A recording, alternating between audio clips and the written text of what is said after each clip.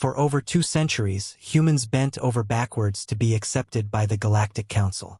When we first stumbled into the wider universe, naive and bleeding from our own wars, we showed up with hands open and heads low. We came in peace. We always came in peace. But no one ever really wanted peace with us. They called us low-tier mammals, dirtworlders, and resource pests. Behind every handshake was a sterilization scan. Behind every smile was a law we hadn't been told about. But we still tried, still believed. The council said we had to prove ourselves, not just technologically, but morally. Fine. So we obeyed. We played by the rules. We joined their missions, fought their wars, delivered their aid, paid their taxes. We even accepted their sanctions when we outperformed them. But every time we rose a little too high, someone found a reason to knock us back down. It wasn't one single event that broke us. It was the piling of disrespect like sand on a glass plate. One grain at a time. The last grain wasn't special. It just happened to be the one that shattered everything underneath. That grain was Cairo Station. It was a diplomatic outpost orbiting the neutral moon of Glathian 3. Humans made up nearly half of the staff there, coexisting with 11 other species. We'd invested billions into that station, energy, tech, even people's lives. It was meant to be a symbol of unity. Instead, it became a grave. Started small. A human engineer, Lorna Keene, reported missing supplies. Then a comms officer noticed encrypted traffic from unauthorized terminals. A few days later, a diplomatic assistant overheard something she wasn't meant to hear. Something about phase transitions and containment failures. She sent one final message back to Earth. We're not alone in this sabotage, but they'll blame us. I know it. Hours later, Cairo Station exploded. 234 lives lost. 97 of them were human. The official council report blamed human negligence. They said it was a systems failure in a human-made power relay, the same relay that had been signed off by 3 non-human inspectors. Earth's diplomats protested. Our scientists countered their report with raw data. We begged for a joint investigation. The council laughed. They said we were trying to cover our embarrassment with conspiracy theories, that we didn't understand how things worked in the galaxy. They revoked our license to develop new orbital stations, froze our trade partnerships, labeled us reckless, emotionally unstable. And through it all, we stayed quiet, at least on the surface. But below, something shifted. The Earth United Assembly went dark. Public appearances ceased. Trade routes were rerouted without explanation. Military communications became encrypted beyond even council clearance. Then colonies started sending home whispers. Old fleets, once mothballed, were being reactivated. Civilian shipyards were mass-producing hulls with armor plating. Mars launched 20 new research satellites in a week. Saturn's rings blinked with strange patterns of coordinated ship maneuvers. Nobody responded to council inquiries. We weren't angry. Not anymore. We were done. Then came the moment the galaxy would never forget. It was the 10th cycle of the council year during the Panspecies Assembly. Delegates from all sectors were gathered in the core chamber. The council president was giving a speech about interstellar unity when the entire room went silent. Not because of what was said, but because every light dimmed, every comm channel dropped, every orbiting defense drone turned. And Earth spoke. Not with diplomats, not with a weapon, but with a message. 12 words, transmitted across every channel in every known language. We asked for peace. You gave us graves. Now you'll understand pain. The feed cut. A moment later, 6 council-controlled starbases went offline. Gone, wiped out so cleanly that even the surrounding debris was vaporized. No species spoke. No one dared to retaliate because it wasn't just an attack. It was a warning. Earth had patience, but it had limits, and they had just found out what waited on the other side. The galaxy stood still. For the first time in recorded history, not a single species responded with outrage. No calls for retaliation, no demands for war tribunals, no coordinated response fleets. The silence that followed Earth's message was not confusion. It was fear, because everyone understood the implications. 6 council starbases had disappeared. Not attacked, not disabled, gone. And not just any bases. Each one had layered defenses, redundant shield networks, and orbital monitoring systems designed by the most advanced species in the galaxy. They weren't built to be impenetrable. They were built to be untouchable monuments of strength meant to remind the galaxy of the Council's dominance. Now they were dust, and no one had even seen the shots fired. It wasn't just a show of force. It was a statement. We are not like you. We are not playing by your rules anymore. Behind closed doors, the Council was in shambles. The High Circle met in emergency session. Dozens of species, some having once viewed humanity as nothing more than a curious backwater anomaly, now sat in silence around the grand obsidian table at the heart of the Galactic Core's governing body. They watched the footage again. The broadcast Earth had sent 12 words, plain, emotionless, not yelled, not frantic, delivered in a calm, neutral tone, translated into the native language of every listening species, as if Earth had rehearsed the moment for centuries. And that made it worse. This wasn't some impulsive act of rage. This was planned. Do we retaliate? Asked the Baroon diplomat, a quadrupedal species known for their mercenary fleets. We can't, muttered the Vine ambassador. Their speech carried through a low harmonic vibration that made some ears ring. You didn't feel it. That message, it wasn't just a warning. It was the opening of a campaign. They took down 6 stations in 6 sectors simultaneously, without crossing a single border, added the Kralin overseer. They didn't attack from the front. They attacked from inside. Then a chilling realization passed through the room, unspoken. They had no idea how the attacks were carried out. No recorded energy signatures, no known weapons detected, no warnings from early detection systems. The starbases were simply erased. Not destroyed in fire and fury, just gone, disintegrated as if they had never existed. Someone suggested a covert operation to capture a human fleet. Another demanded that a fleet be sent to the Sol system to assert control. The Avenari delegate, an ancient and powerful race that once considered humanity a mere scientific curiosity, raised one long, bark-like limb and spoke only one line. If they let us see this, imagine what they haven't shown yet. Meanwhile, on Earth, the world was different now. Public unity had never been stronger. There were no riots, no protests, no division between nations. For once, every country on Earth had come to the same conclusion. They had been used, bled dry while trying to play nice with species that saw them as inferior.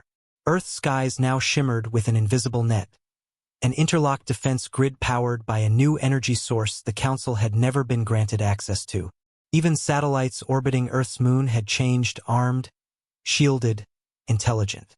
Human colonies across the solar system, once considered vulnerable outposts, now pulsed with coordinated, coded activity. Ships moved in precise formations, as if every asteroid field and dust cloud had become part of a larger tactical design. And somewhere in orbit, just beyond the sensors of any foreign probe, a vessel unlike anything in the Council's archive sat cloaked in gravitational distortion. Project Eidolon. It had no official designation, no records. It had been constructed in absolute secrecy in the dark mines beneath Europa's frozen crust, not by one nation, but by all of Earth's powers combined. Scientists, engineers, even defectors from other species who had grown tired of the Council's tyranny. Eidolon was not just a weapon. It was a philosophy, the embodiment of humanity's new doctrine. We will not be ruled. We will not be ignored. It was Eidolon that had vaporized the 6 starbases, using a weapon system so advanced it didn't need traditional projectiles or energy beams. It weaponized space itself, creating ripples in gravity strong enough to fold matter out of existence. Clean, quiet, absolute. But Earth's goal wasn't conquest. It wasn't colonization. It was a message. We are no longer asking for a seat at the table. Aboard the bridge of the Eidolon, the silence was thick. Commander Arel stood in front of the blackened viewport, her hands clasped behind her back. Her eyes weren't cold, but they were tired. Not from the weight of command, but from waiting. Waiting for someone to do the right thing. They never did. They'll respond with diplomacy, said her second-in-command, a soft-spoken tactical officer named Tren. Let them, Arel replied. We're not negotiating anymore. Not until every name from Kirill Station is acknowledged. Not until every lie is corrected. Not until we stop being an afterthought. They'll spin it, Tren muttered. They always do. Then we give them a choice. Accept the truth, or witness another silence. Back in the council chambers, a decision was reached. Not through consensus, but through fear. The official response would be one of cautious inquiry. A delegation would be sent to Earth not in strength but in submission.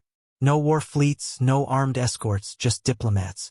The ship chosen for the mission was the Virilith Dawn, an old diplomatic cruiser outfitted with peace insignias and carrying one of the most respected ambassadors in the galaxy. She arrived in Earth orbit 3 days later and was met not with weapons, but with a human voice. State your purpose. The voice came from every speaker, every frequency, in perfect unison. We come seeking dialogue, replied the ambassador. Too late for dialogue, the voice responded. But not too late for truth. The cruiser was granted permission to land, but only one representative was allowed to step foot on Earth. They chose a young envoy, a hybrid-born diplomat named Elra, raised in both council and human environments. She had no loyalties but truth, no rank to lose, and no agenda. She was met on the landing pad by 3 humans in black. No titles, no names, just a question. Why now? Elra took a breath. Because the galaxy is afraid. Of what? She looked them in the eye. Her voice didn't tremble. Of what you've become. One of the humans tilted his head. No. The galaxy is afraid of what it made us become. They took her underground, through halls filled with names etched in steel. Names of the fallen from Kirill Station, names from old wars, from diplomatic missions that were never reported, from colonists abandoned because of political bargaining. She walked in silence until they reached a room. Inside, a simple table, a single chair, and a data pad. Read, the human said. Then decide if the council still deserves peace. The pad contained the truth, intercepted communications showing council knowledge of the sabotage before it happened, internal memos discussing how a disaster would slow Earth's growing influence, signed orders redirecting emergency response ships away during the explosion window. It wasn't negligence. It was murder. Elra felt her chest tighten. Her species, her government, her people, they knew and they let it happen. I didn't know, she whispered. That's what everyone says, came the quiet reply. Until they do. She left Earth changed and returned to the council with the full data dump, knowing it would shake the very foundations of their structure. But Earth didn't wait. Before the council could meet, Earth did something no one expected. They opened the files to everyone. Not just governments, not just leaders. Every citizen on every council-aligned world received the truth in their personal inbox. No filters, no blocks. Just raw, undeniable evidence of council treachery. And the galaxy cracked. Protests erupted. Council buildings were stormed. Alien species who had once mocked humanity now stood with their fists clenched, demanding justice. And amidst the chaos, a new message was broadcast. We were patient. We were peaceful. You chose to test us. Now you will watch us lead. Earth did not send armies. It sent hope to the oppressed, the silenced, the forgotten. They called it the Accord, a new system, a new council built not on dominance but on accountability. Any species could join, but only those who had nothing to hide dared step forward. The council laughed at first. Then their outer colonies declared independence and joined Earth. Then their soldiers stopped following orders. Then their ships stopped responding. Within weeks, the once mighty council was splintered, and Earth became the center of a new era. Not because they wanted it, but because they earned it. Because the moment humanity's patience ended was the moment the galaxy was finally forced to listen. At first, the galaxy didn't know how to react. In every system, from the frozen moons of the Aurelian Belt to the floating sky cities of Qualis Prime, people stared at their screens, speechless. The evidence was overwhelming. Not doctored, not interpreted, just raw recordings and internal communications, all laid bare. It showed not only the truth behind the Kirill Station disaster, but a pattern. Decades of manipulation, quiet exterminations, embargoes disguised as protection, an entire species used as political pawns. And there, at the center of it all, stood Earth, the species that had spent over 2 centuries trying to play by the rules. The one species that had begged, pleaded, compromised, and humbled itself at every turn, until it couldn't anymore. And now the council was on the back foot for the first time in over a millennium. The protests were not localized. They were not brief. They were not small. Entire populations turned on their own leadership. Civil servants resigned in droves. Riots broke out in council homeworlds where humans had never even set foot. Statues of former council founders were pulled down. Council ambassadors found themselves stranded in spaceports, chased out by the very people they claimed to represent. The phrase, "They were right about us," echoed everywhere. But Earth didn't gloat. They didn't celebrate. They didn't send in fleets to liberate anyone. They simply said, "We're not here to conquer. We're here to rebuild something better. Together." That's when the accord gained traction. It started as a whisper, a rumor that maybe Earth wasn't seeking revenge after all, that maybe, just maybe, they were offering another way. Not out of weakness, but out of wisdom. The first species to sign on were the ones who had suffered the most under the council. The Vozari miners, long forced into indentured labor. The Dron tribes who had been pushed off their ancestral planets to make room for council-run factories. The Zalan engineers whose inventions were confiscated for safety reasons. These species sent delegates to Earth not under armed escort but voluntarily. They didn't find thrones. They didn't find empires. They found meeting rooms, open forums, equal seats. And slowly the accord grew. 10 species joined in the first month, then 20. By the third month it had 75 signatories, and not a single one left. Because they weren't just welcomed, they were respected. On the other side of the stars, the council was rotting from within. Accusations flew between former allies. The Kralin blamed the Art Yuri. The Vine claimed their transmissions had been forged. The Avenari quietly tried to erase their voting records from the historical logs. But the data was permanent now, backed up across Accord satellites, decentralized, immutable. Every excuse was torn apart. Internal leaks followed. Entire species began purging their own corrupt officials. Trials broke out. Some former council leaders were imprisoned by their own people. Others vanished before they could be caught. But Earth didn't lift a finger. They didn't send assassins, didn't launch attacks, didn't demand tribute. They only said, "Clean your house, or your house will collapse." It was working, but not everyone accepted the new reality. There were still those who believed in the old ways, who saw the Accord as a threat to the galaxy's natural order. One such group was the Keltras Syndicate, a faction of former council loyalists, mercenaries, and exiled nobles who refused to recognize Earth's rise. They branded themselves as protectors of tradition, and they had resources, war fleets, black market weapons, and entire systems still loyal to the council banner. And they wanted blood.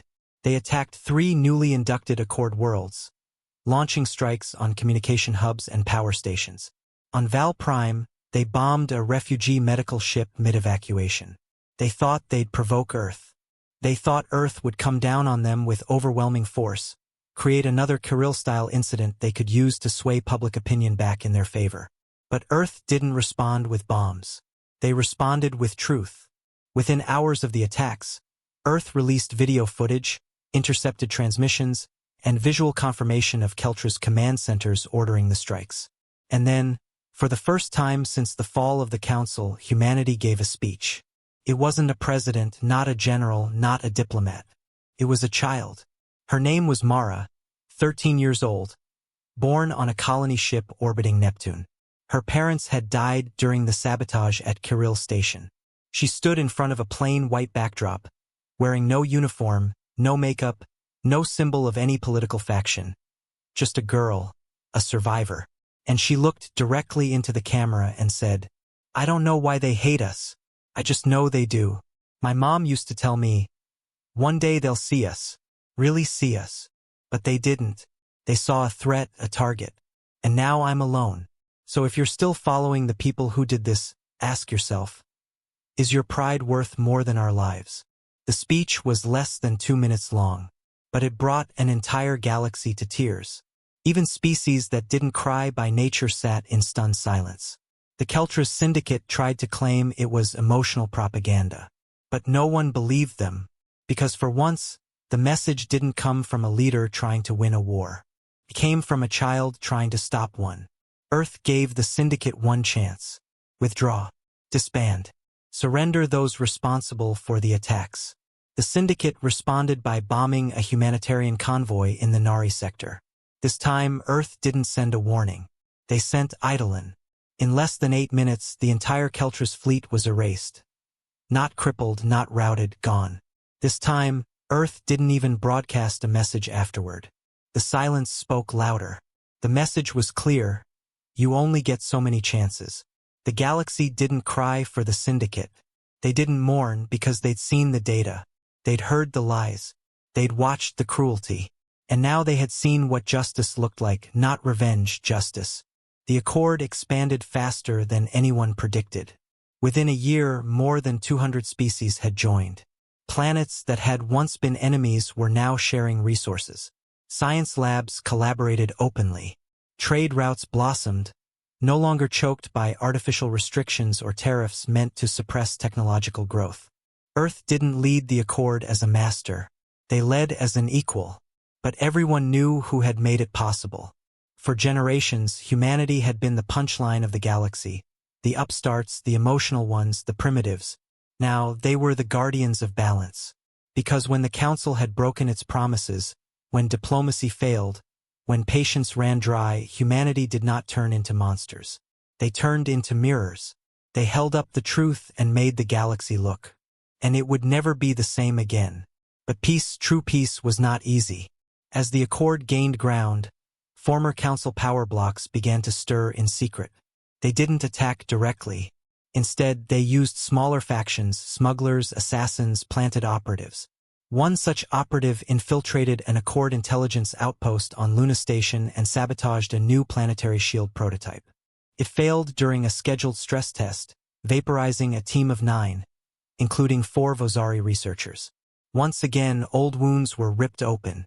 Whispers began. Is Earth still protecting us? Are we safe under the Accord? Earth responded not with another strike, but with transparency. They released every log, every recording, every internal report of the incident. No cover-up, no excuses. Then they issued an open challenge to those who still operated in the shadows. We will not chase you. We will wait. Because we know the truth always finds its way to the light. The operative was captured 2 days later by a Keltras loyalist cell trying to extract him. He was handed over not to Earth, but to a multi-species tribunal created by the Accord itself. That's when everyone understood. This wasn't about humans anymore. This was about accountability for everyone. And so the stars changed.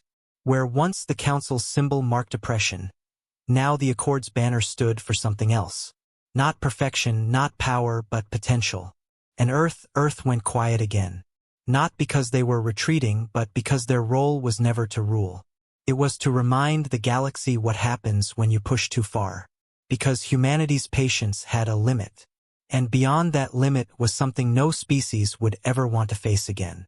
It had been 17 standard months since Earth delivered its final warning. 17 months since the Keltras Syndicate was wiped from the stars. 17 months since the Accord bloomed from whispers into law. The galaxy was rebuilding, not in the old image, but into something new, something shared. Trade between former enemies flourished.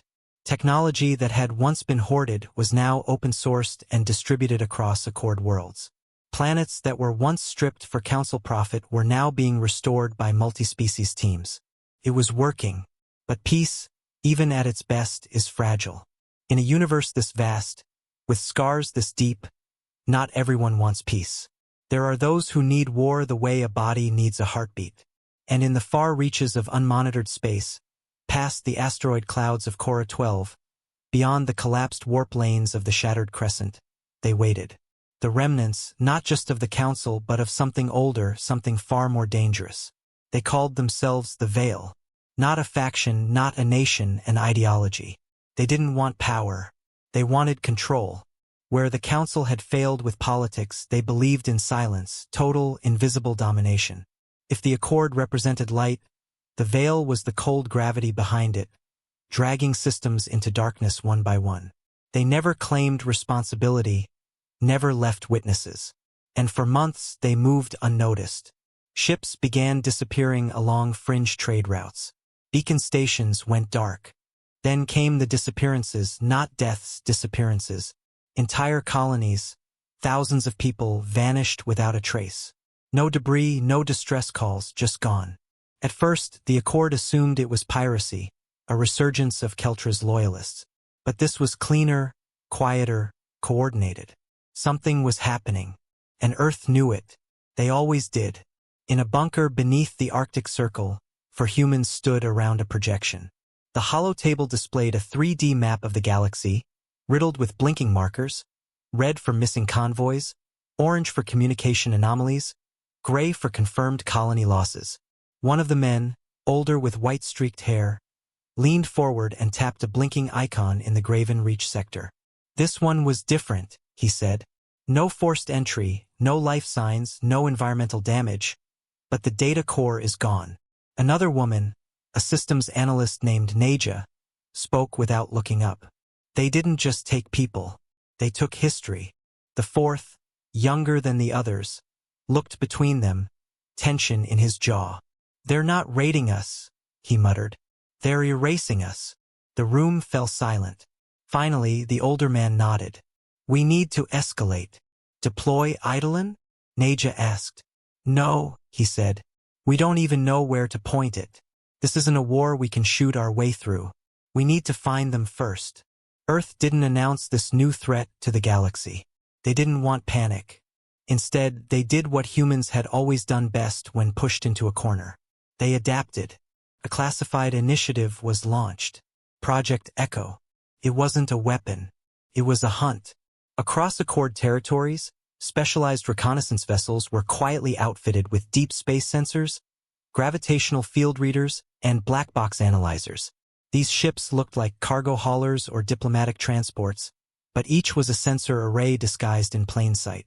And they were listening, watching, waiting for the pattern. Because there's always a pattern. Took 7 weeks before they found one. A small anomaly, a repeating gravitational pulse detected only in the outermost layers of certain vanished systems.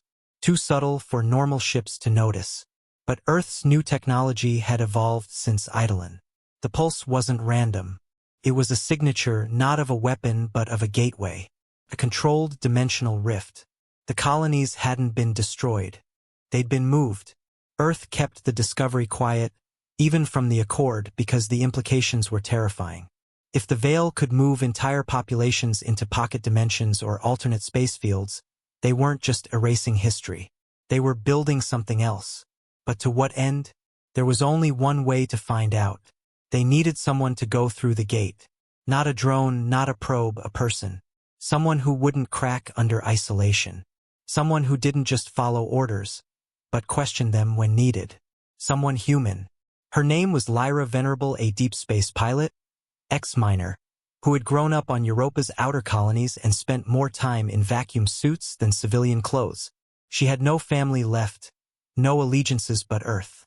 She was, in every sense of the word, a ghost perfect for infiltration. They gave her a vessel designed for the mission. Small, fast, equipped with short-burst displacement shielding and experimental memory stabilizers. If the dimension on the other side of the gate was unstable, her mind wouldn't shatter the moment she crossed. She didn't ask questions. She didn't need to. She had seen the data and she wanted answers. The moment she passed through the gateway, reality blurred. Not violently, but gently, like dipping your hand into warm water. But when she opened her eyes again, she realized how wrong things were. The stars were still there, but wrong. Bent as if light itself had been refracted through trauma. The system was silent. No radio chatter, no beacons. But her scanner lit up with life signs. Thousands. She pushed forward. And then she saw it. Planet artificial. Not terraformed, not colonized. Constructed. It rotated slowly, held together by gravity wells and carbon lattice structures more advanced than anything even Earth had created. Her ship systems began failing the closer she got, so she went in manually. No weapons, no shields, just curiosity and a little human stubbornness. She landed on the surface, stepped out and found them, the missing. They weren't prisoners. Not in chains, not starving. But they weren't free either. Each person lived in a perfectly organized grid city. Every building identical. Every movement monitored. Their memories scrambled. Their histories erased. Lyra approached one of them, a Vozari elder who had gone missing 6 months earlier. He looked at her with empty eyes. "I am content," he said. "I am part of the system." She tried again. "You were taken from your home." He tilted his head. "What is home?" That's when she saw them. Observers. Tall figures in mirrored armor. Silent. No visible weapons. But Lyra felt it, control. Presence so cold it didn't need to shout. She turned to run. But it was too late. They had seen her. And they weren't surprised. Back on Earth, the signal from Lyra's ship cut out 3 minutes after entry. Her transponder showed she was alive, but unreachable. That was enough. Project Echo was declared a red priority. Eidolon was activated, but not launched. Not yet. First, Earth sent a message. Not to the galaxy, not to the Accord, to the Veil. A simple phrase, "We found you." There was no reply. But 3 days later, a beacon was detected at the edge of the Sol system. Not a trap, a message. One word. Why? Earth didn't respond publicly. But within the highest levels of Accord Command, the answer was clear. Why? Because you made us wait too long. Because you thought silence meant submission. Because when humanity's patience ends, it does not scream, it fights. And now it was time to fight again. They waited. After Lyra vanished beyond the rift, Earth didn't launch ships, didn't deploy drones, didn't shout into the void. They listened. The Veil's message, just one word, wasn't a question. It was a test. And Earth understood what that meant. The Veil wasn't asking why they came. They were asking why they had waited this long. Why they hadn't struck first. Why Earth, for all its fury and power, hadn't already tried to wipe them out. It was arrogance disguised as curiosity. But Earth didn't take the bait. They knew what the Veil really wanted. Chaos. If Earth retaliated blindly, the Accord would fracture. Fear would return, and the galaxy would fall back into the shadows the Veil had crawled out of. No, Earth wasn't going to start a war. They were going to end one. But to do that, they needed Lyra back. Lyra didn't know how long she had been there. Time moved strangely in the Veil's constructed world. The artificial planet had no sun, only a dull gray sky that never changed. The inhabitants, once vibrant, diverse, and passionate, now moved like wind-up dolls, always busy, never questioning. She tried to speak with them, tried to connect, but something had rewritten them, stripping them of identity. She began keeping a journal on a scrap of plating she found near a comms tower, etching notes with a heated chip. She recorded everything, their speech patterns, routines, even the expressions they no longer had. She had been trained for interrogation, espionage, survival in hostile environments. But not this, not emptiness. And yet there was something underneath it all. A hum, a signal too deep for ordinary scanners. It wasn't natural. It wasn't even technological in the way she understood it. It was psychological. She heard it in her sleep, a whisper at the edge of her mind. Order brings peace. Your pain is unnecessary. Let go. She fought it, repeating her name every morning. Her mission, her planet. I'm Lyra Venn, Earthborn Accord agent, not yours. And every night the whisper came back. In sole command, Earth's analysts finally cracked the pulse signature the Veil used to transport their captives. It wasn't just gravitational manipulation. It was dimensional redirection. Essentially, the Veil didn't need to move ships physically. They moved the space around them. They folded the fabric of local reality until the target was no longer in this dimension. It wasn't something Earth could do. Not yet. But it was something they could track if they got close enough. That's when they launched the Vanguard Protocol. 5 ships. No weapons, no military flags, just sensor arrays, high-frequency decoys, and deep-range beacon relays. Their mission was simple: draw out the veil. Not to fight, but to find the door. It worked faster than expected. In the outer rim of Accord space, near a dying star, one of the ships detected a fold event. They sent a probe masked to resemble a drifting mining drone. What came back wasn't just a signal. It was a message from Lyra. Fragmented, corrupted.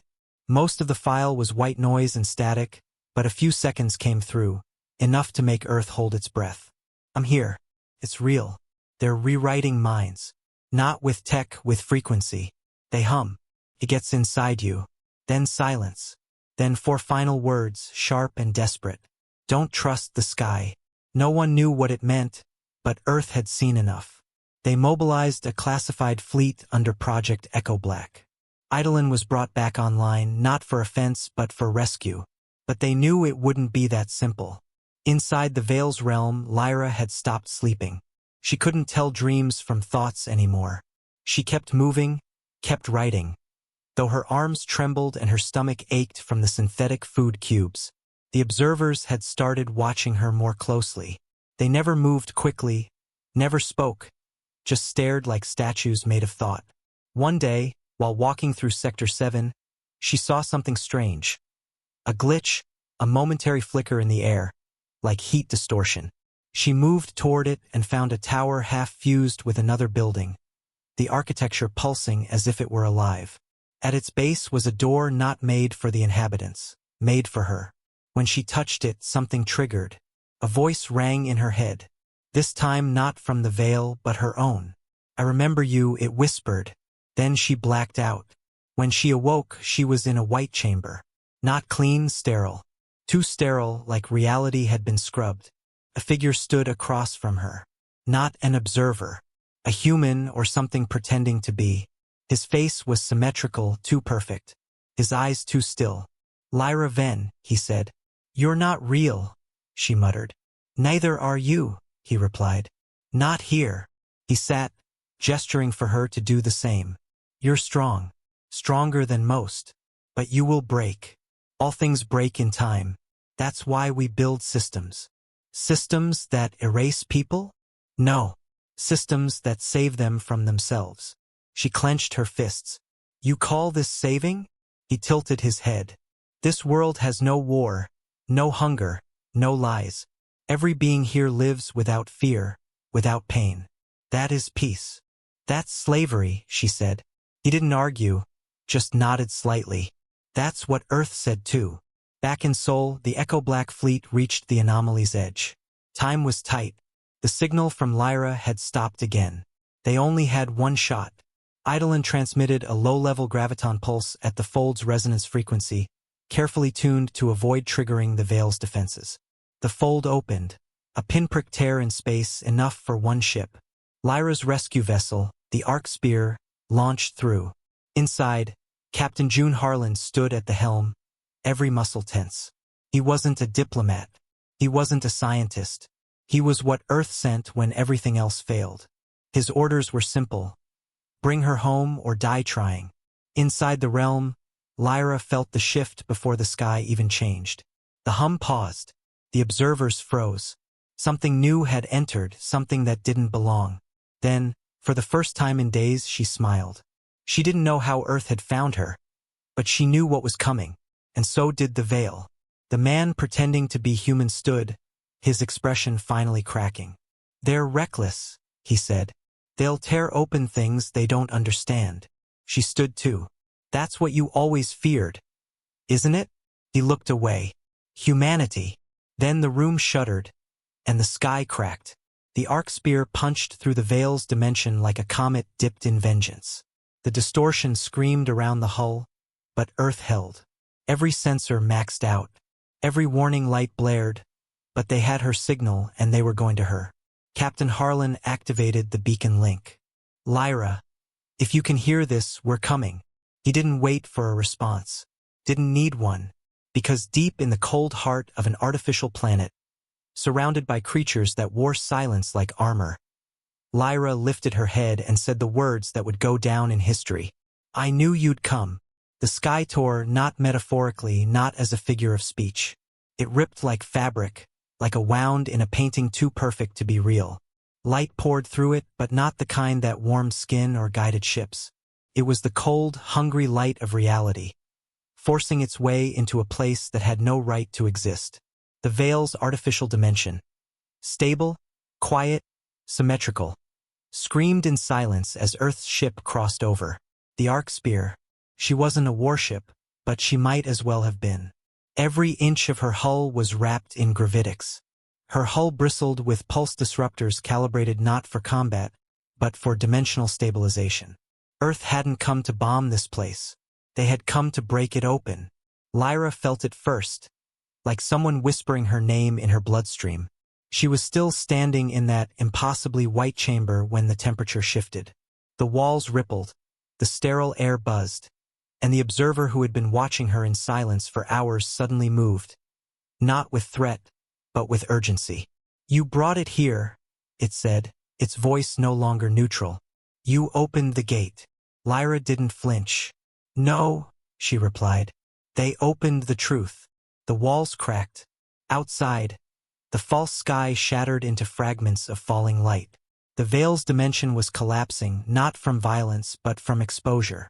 Inside the Arc Spear, Captain June Harlan kept his hand steady on the controls. The Veil's realm bent around them like rubber stretched too far. Their stabilizers fought every second to hold position. Lights flickered. Gravity twitched. AI guidance failed 3 times in the first 5 minutes, but they were still flying because Harlan wasn't flying for himself. He was flying for Lyra. "Tracking signal is bouncing," said his navigator. "Their space is unstable. Logic loops, recursive echoes, collapsing physics models. I don't even know what's real in here." "We don't need it to be real," Harlan growled. "We just need it to be over." Another pulse of energy shook the ship. External sensors picked up movement. Structures reconfiguring, towers bending into fractal spirals, cities folding in on themselves like burning paper. The Veil was trying to adapt, to erase the threat. But Earth wasn't conventional. Project Eidolon had taught them how to weaponize existence itself. The Arc Spear was the result. A vessel built not to dominate, but to end illusions. Lyra ran. The chamber crumbled behind her. The voice that had pretended to be human screamed inside her skull. Not with words, but with raw data, desperate to overwrite her thoughts. She clenched her fists, bit her tongue until she bled, and kept running. Outside, she saw the others, the colonists, the stolen. They stood motionless, eyes blank, humming in unison like puppets waiting for a command. "Wake up!" Lyra screamed. No one moved. Not until the ship came. When the Arc Spear passed overhead, its hull rippling with human defiance, the hum stopped, and for a heartbeat, all those blank eyes blinked. The spell was breaking. The lie was dying. Captain Harlan's voice cut across the comms. Visual on the ground. "I see her." "What is that?" The city below them was folding, not collapsing, folding into itself, like it was trying to hide from being perceived. Buildings bent backward into spirals. Roads collapsed into pits of endless depth. The artificial gravity that once held the colony stable was failing. But in the center of it all, Lyra stood. Alive, bloodied, smiling. She raised one hand, and the Arc Spear dropped a tether. It wasn't clean. It wasn't smooth. But it was enough. Lyra jumped, and the moment her boots left the ground, the world below screamed. The Veil wasn't just angry. It was afraid. She landed hard inside the rear cabin, collapsing to her knees. Captain Harlan was already there, grabbing her arm, checking her vitals. "You okay?" he barked. Lyra coughed, spat blood, and nodded. "I remembered who I was." Harlan smiled, rough and tired. "That's all I needed to hear." Then the ship rocked again. The Veil wasn't letting them go. Across the false dimension, structures began detonating, not with fire but with data corruption. The world was losing cohesion, like a system full of fatal errors, tearing itself apart trying to keep up. And in its core, a voice, the one Lyra had heard whispering for days, rose in fury. "You were meant to submit. You were meant to obey." You were meant to let go. Then it turned from her to Earth. You brought rot to order, emotion to logic. You are the anomaly. And Earth finally answered. Captain Harlan's voice was calm. Yeah, that's kind of our thing. Then they fired the payload. It wasn't a bomb. It wasn't a weapon.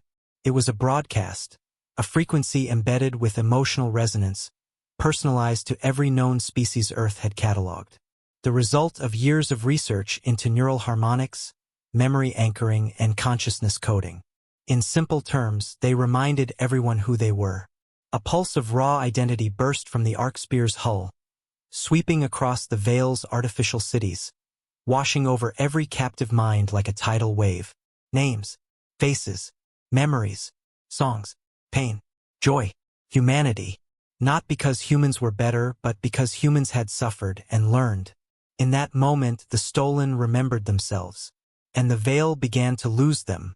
The colonists screamed, not in pain, but in awakening. Eyes once dull now burned. Hands clenched. Voices returned. The Veil's grip shattered like glass underfoot. And the dimension, unable to contain that much raw emotion, began to disintegrate.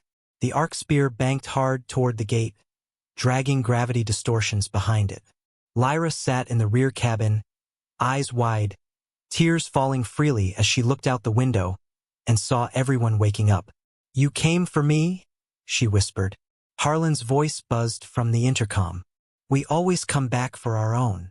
Back in the Accord core systems, Earth transmitted a final message to the galaxy. No dramatic speeches, no threats, just a report. The Veil has been exposed. Their technology was not magic. It was theft refined over centuries. We retrieved our people.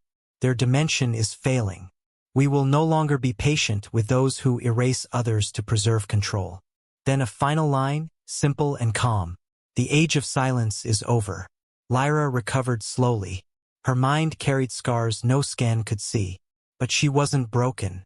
She walked beneath Earth's skies again, breathed unfiltered air, listened to real birds instead of artificial hums. She spoke at the Accord Assembly just once. Standing before hundreds of species, every eye on her, she said, "They built a world with no pain, but they had to erase everything good to do it. That's not peace. That's extinction wearing a friendly mask." Then she stepped down. Not one delegate said a word in response, because what could they say? She was right. The Veil didn't return. Whatever remained of them sank into the deepest shadows of uncharted space, their false heaven crumbling behind them. The gate was sealed, and Earth watched, not with fear, but with resolve. Because they knew now, it wasn't about dominance. It wasn't even about survival. It was about remembrance of who they were, of what had been done to them, and what would never be allowed again. For the first time in generations, the galaxy was truly still. No great wars raged. No fleets shadowed each other across contested borders. The echoes of the Veil's collapse rippled through every system, not as sound, but as a silence that meant something different now. Peace. But not the kind enforced through fear like the Council had imposed. Not the hollow, obedient stillness the Veil had manufactured through control. This was something raw, unpolished, difficult, real peace. The kind humanity had always dreamed of, but no one, not even they, knew what to do with once they had it. Because peace, they learned, is not the end of struggle. It is the beginning of responsibility. The Accord grew in strength and legitimacy. What had once been dismissed as Earth's desperate bid for relevance became the most powerful alliance in the known galaxy. Not because it held the biggest weapons, but because it held trust, earned through pain, not promises. Over 247 species formally joined. Even former Council loyalists, shamed and reformed, now stood beneath the banner of shared accountability. Trade flowed. Research was open. Power was decentralized. The Council, what remained of it, existed only in history logs and criminal hearings. And Earth stayed quiet. No thrones. No flags on every world. No self-appointed control over the Accord. Just a seat at the table, one of many. Though everyone knew what it had cost them to get there. Lyra Venn became more than a symbol. Her testimony dismantled what remained of the Veil's sympathizers. When she spoke, It wasn't to stir fear or rally crowds. It was to explain, in plain words, what it meant to survive manipulation. How it felt to forget yourself. How much strength it took to remember. After her speech, dozens of worlds declared independence.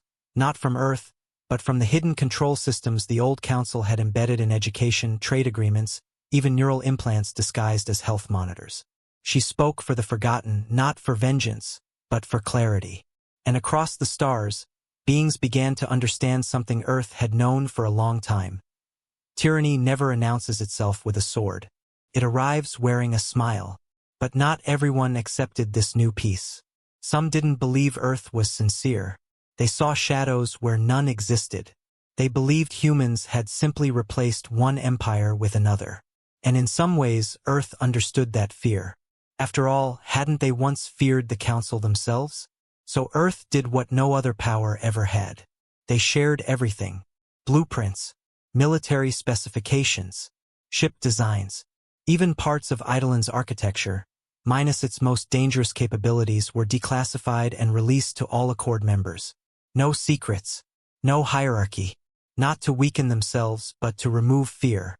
To say, we are not holding this over you. We are holding it with you. But transparency comes at a cost. Not everyone uses knowledge for peace.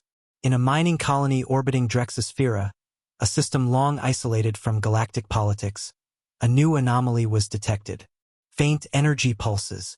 Rhythmic. Familiar. Too familiar. Earth recognized the signature, a fragment of the Veil's dimensional technology. The broadcast hadn't died with the realm. It had spread. A seed planted in deep space by design or by accident. And now it was growing. A single colony began to change. At first, the miners simply worked longer hours. They said they didn't need sleep. Said they could feel the rhythm of the system. Then they stopped responding to standard check-ins. By the time an Accord patrol arrived, the colony was unrecognizable. Perfectly clean. No waste. No sound. No individuality. Just hundreds of beings moving in harmony, humming the same low tone. The Veil had been defeated, but its infection had not. Earth didn't panic. They didn't attack. They studied.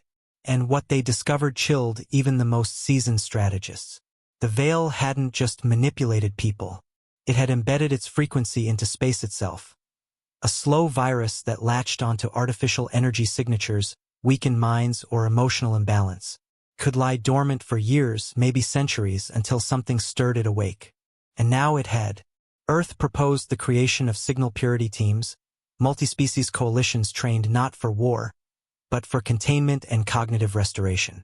Psychologists, engineers, spiritual leaders, veterans of Veil captivity. The goal wasn't to destroy infected zones. It was to heal them. Some called it naive, but most called it the most human thing they'd ever seen. Lyra was asked to lead one such team. She declined military rank, insisted on going in plain clothes. "I won't be a savior," she said. "Just a mirror. Let them see themselves again." Her first deployment was to Outpost 9, a deep space relay station that had gone silent for 18 days. When she arrived, the station was dark. Its crew, still alive, floated in a catatonic state, barely speaking, eyes locked on invisible shapes in the walls. It took 4 days to restore partial memory, 10 to restore identity. One crew member didn't survive, but the rest remembered. And when they spoke Lyra's name, it wasn't with reverence. It was with recognition. "You made us human again," one of them said. Lyra just shook her head. "You always were. You just forgot." In the halls of Accord diplomacy, debates raged, not over Earth's power, but over Earth's philosophy. What does it mean to lead without control? What does it mean to teach without conquest? No one had ever done it before, and many believed Earth couldn't maintain it. Power, they argued, always corrupts. But Earth had learned the hard way that power is not just about force. It's about resistance, not against others, but against the temptation to become what you once fought. So they held back. They let other species take lead roles. They refused to let their fleet become the center of Accord defense. Instead, they pushed education, collaboration, adaptation.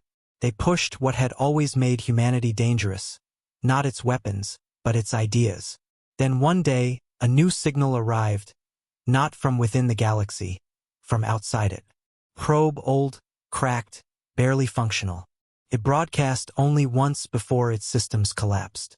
We are not your enemy, but they are coming, and you are the only ones they fear. Earth received the signal first and said nothing for 2 days. When they finally showed it to the Accord, many demanded to know why they waited.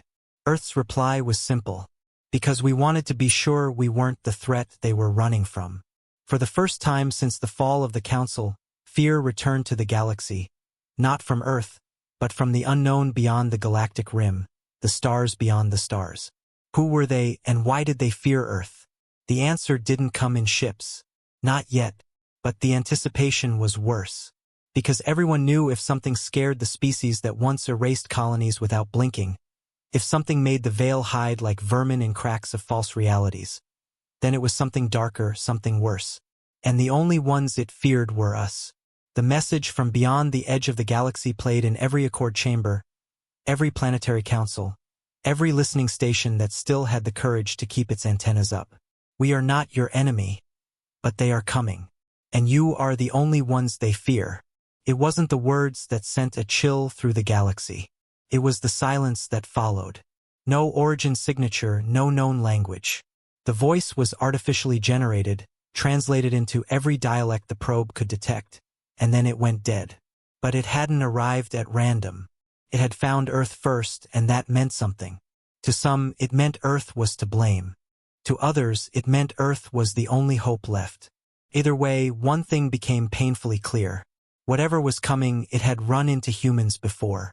Lyra Van stood on the upper deck of the Unity Spire, the Accord's newly constructed diplomatic station, floating between neutral sectors as a beacon of shared trust. Below her, dozens of species walked together. Real peace, not enforced silence.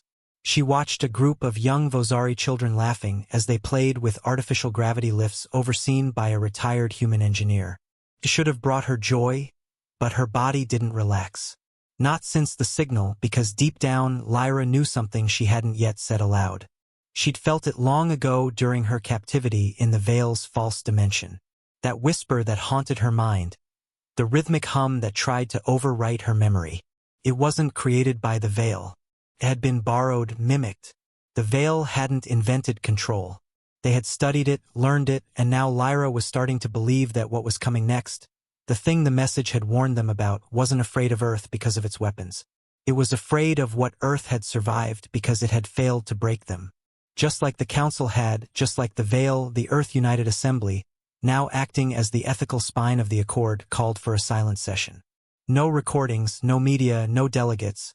Only the species who had fought side by side in the years since Kirill Station. Some wanted to fortify borders. Others suggested preemptive probes. A few radical voices asked if it was time to start thinking about controlled first strikes in case the incoming threat was already embedded. But Earth didn't speak first. They listened. Then from the human seat, a woman named Commander Yelani, once a child survivor of a Council labor camp, stood. Her voice was calm, clear, unapologetic. We are not afraid of what's coming, but we are not blind. We've waited too long in the past trying to be understood. This time we prepare. A Zalan representative asked, "Prepare for war?" Yelani shook her head. No, prepare for a test of who we've become. Earth did not build a new fleet. They built a network not of weapons but of memory. Using fragments of Veil technology, AI assistance, and the combined computing power of 20 Accord species, they created something unprecedented, a cognitive resonance archive. They called it the Witness Protocol. Its function was to preserve truth. Every Accord citizen was invited voluntarily to contribute memories, personal stories, testimonies, family histories, not edited for image, not filtered for politics, raw, unflinching, the good, the bad, the ugly. From human civil wars to alien revolutions, from Council betrayals to Veil liberation, every piece was uploaded. Not to shame, but to remember, because they now understood something simple. When you forget where you come from, you are easy to control. At the edge of Accord space, exploratory drones began disappearing.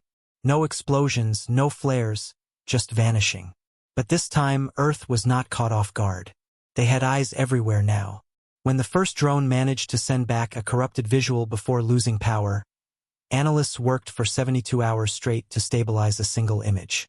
The picture was simple and terrifying. A moon drifting through space, hollowed into a giant black eye.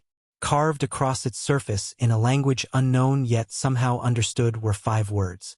"We warned you to kneel." The room went quiet. No one laughed this time because what they saw was not just a weapon. It was a message. But Earth did not flinch. Instead, they sent their own message not to the threat but to the galaxy. "We will not kneel, not because we seek war, but because we remember what kneeling cost us the last time. If they come for us, they come for all of us, and we will stand together." It spread like wildfire. On backwater worlds, graffiti in markets read, "Remember KIR." On mining colonies, workers carved "We stand now" into metal beams. Even old council species whispered the phrase in silent halls. No more silence. It was not just humanity's patience that had run out now. It was the galaxy's. Then the arrival happened. A rift tore open near the dark edge of Sector 19, a region long thought uninhabitable. Out of it came nothing, no ships, no fleet, just a pulse, like the psychic echo of something enormous thinking about waking up. And in systems light years away, sensitive minds collapsed. Empaths bled from the nose. Machines rewrote their own logs in languages no one recognized. It was as if reality itself had twitched. But the Accord did not panic. They activated the witness protocol across every system. And Earth made a choice no empire in history had ever made. They sent their most vulnerable. Their truth. Lyra Van was chosen as envoy. Not a soldier. Not a fleet commander. Just a woman who had survived being erased and remembered herself anyway. She boarded a vessel not designed for war, but for translation. Emotional, historical, neurological. Her brain had been mapped and stabilized to resist external psychic pressure. She took nothing with her but her name and a small object, the jagged metal scrap she once used to carve her thoughts during captivity in the Veil, inscribed with 4 words. "I know who I am." She crossed the rift alone. The stars bent. Time slowed. She drifted into a darkness deeper than space, deeper than gravity, deeper than thought. And then she heard it. A voice without voice. A shape without form. "You do not belong here." She answered without fear. "I do now. You remember too much." "I remember enough. You are not like the others." "No," she said. "I'm worse. Because we waited, and still chose not to become you." Silence. Then, "Why have you come?" She looked into the void. Not to beg. Not to kneel. To warn you. The darkness paused. "Warn us? We are the ones you could not break. The ones who rose after betrayal. Who built peace from bones. Who turned patience into fire. We are what comes after fear." The stars twisted. Time shook. She held her ground. "You should be afraid." Back in Accord space, the rift collapsed. Lyra's signal returned. She was alive. And something else returned with it. A second signal, this one from every Accord system. A unanimous broadcast from civilians, officers, farmers, soldiers, children. "We remember." And so the galaxy stood. Not just because of Earth's defiance, but because of humanity's legacy. That when pushed to the edge, erased, humiliated, enslaved, betrayed, they did not conquer.